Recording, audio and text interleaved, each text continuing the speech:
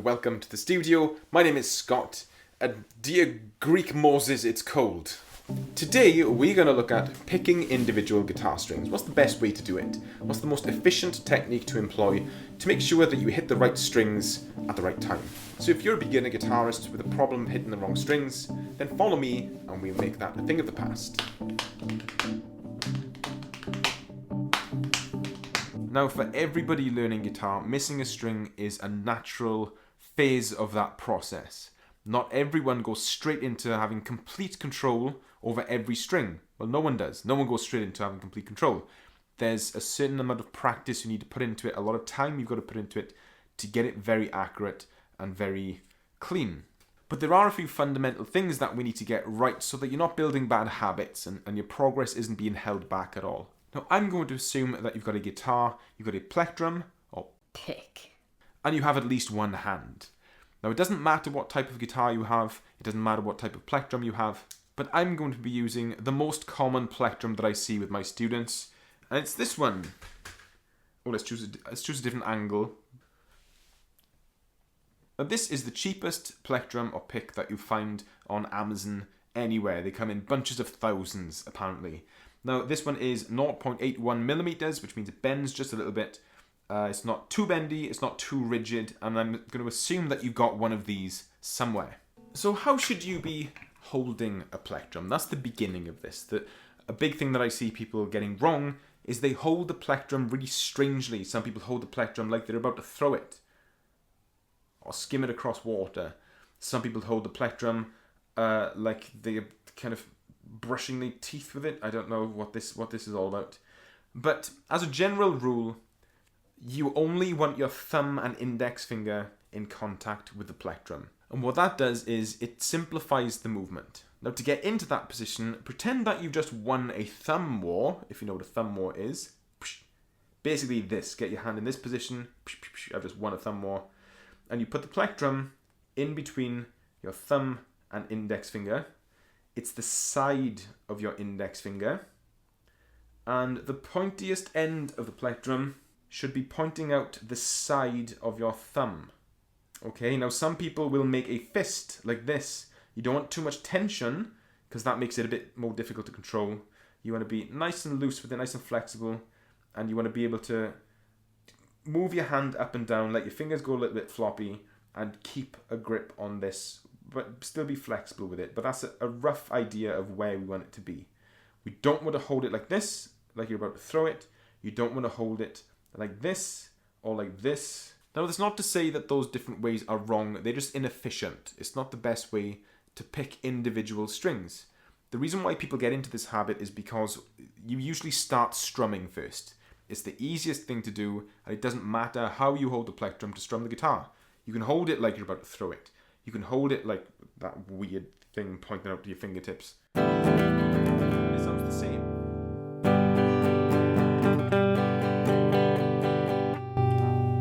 But when it comes to picking individual strings, you need to be much more accurate. If you have your guitar and you're playing along with this lesson, then pause the video, strum the guitar a little bit, and just look at the way that you naturally hold the pick.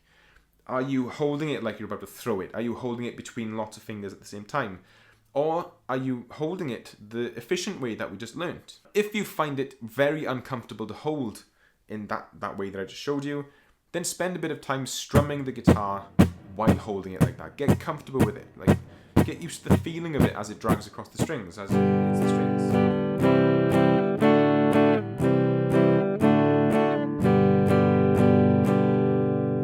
The whole point of it is to be nice and loose with no tension anywhere, no kind of tensing up or anything. Now, there is another mechanic of picking individual strings which is impacted by strumming. If you learn strumming first and you spend a long time in strumming, it's difficult to get out of this habit of moving your whole arm. When you strum, you want to do it like this, nice and free, nothing connected to the guitar at all.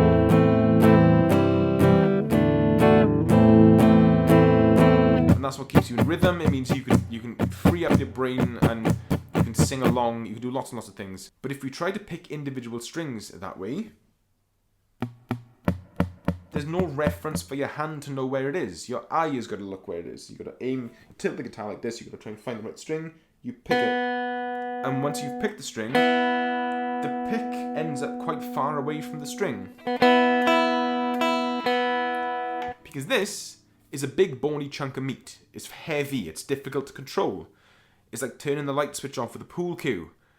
If I had a pool cue and a light switch, that would be a nice little clip to snap back to. Maybe we find something else to do it. Or not. Now what we need to do is find a place for your hand to touch the guitar.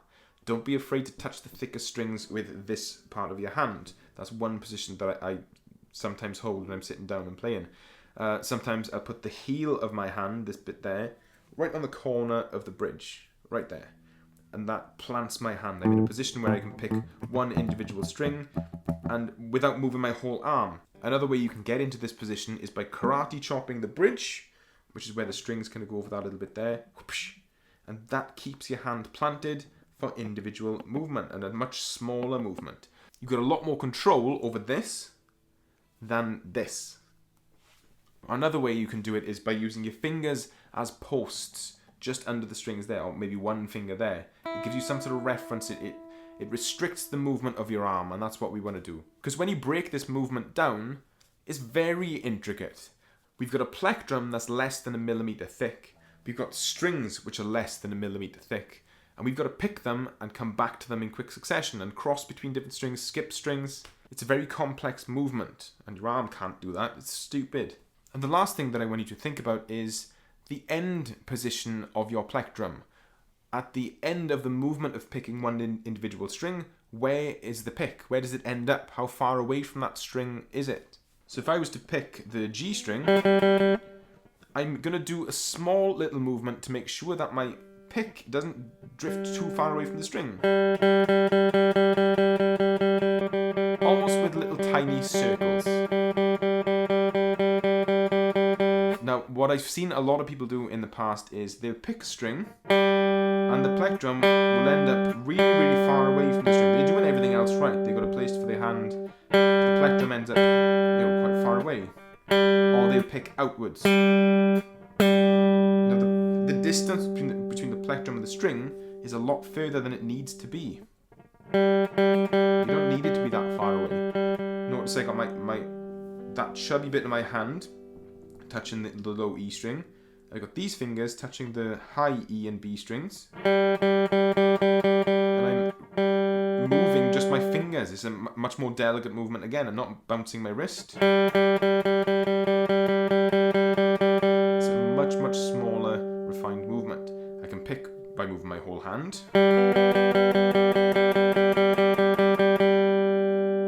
Or I can change strings.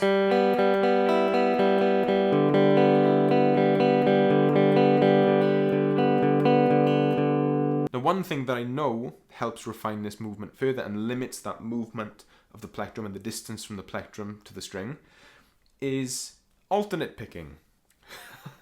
Which I know some of my students are scared of because you've got more control going down to start with. But the quicker you employ upstrokes, the more control you're going to get. It's going to refine it further. It limits the rotation of your wrist because, people who pick outwards, you can't do that and go up. You've got to, it has to get refined. That doesn't make sense. You don't see people picking like that. Because it's not comfortable. It's not something your hand wants to do. But you can see why holding the plectrum like this makes much more sense. Because the movement is up and down. Down, up, down, up, down, up, down, up, down, up, down, up. If I'm holding it like this, there's more points of contact. It's less stable in the middle. There's less holding the plectrum. It just feels strange. It feels very odd to me. That's not to say that it's wrong, and it's not to say that you can't make progress while holding it in one of those more compromised positions, because you will make progress. You can practice however you want. You can practice with your feet, and you're going to get better with your feet. But mechanically, this is a much more efficient way to hold it. This just doesn't work. You don't want to hold the plectrum like this at all, because that rotation of your wrist means you can't get your hand on the guitar to feel its way around.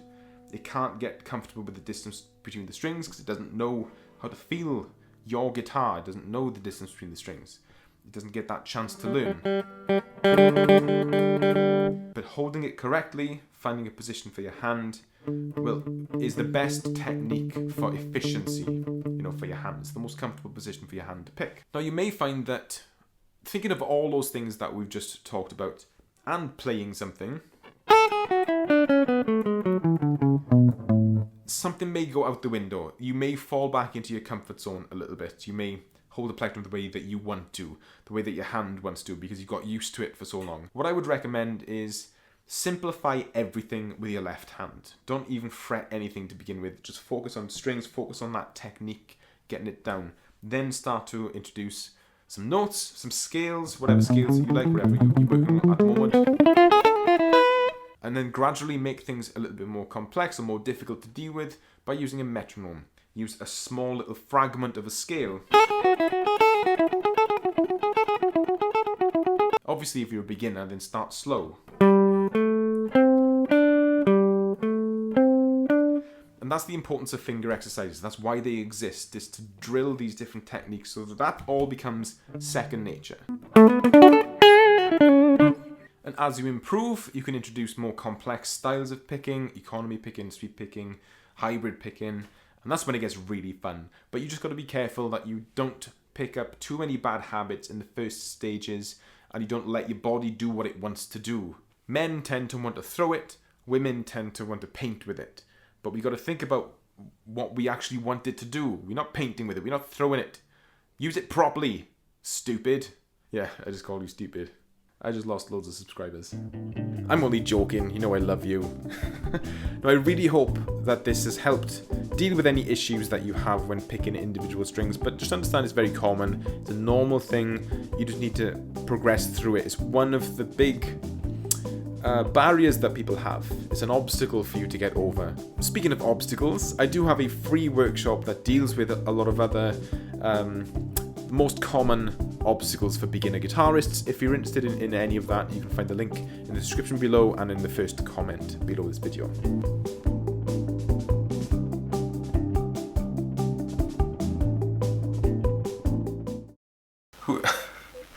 Who's Greek Moses?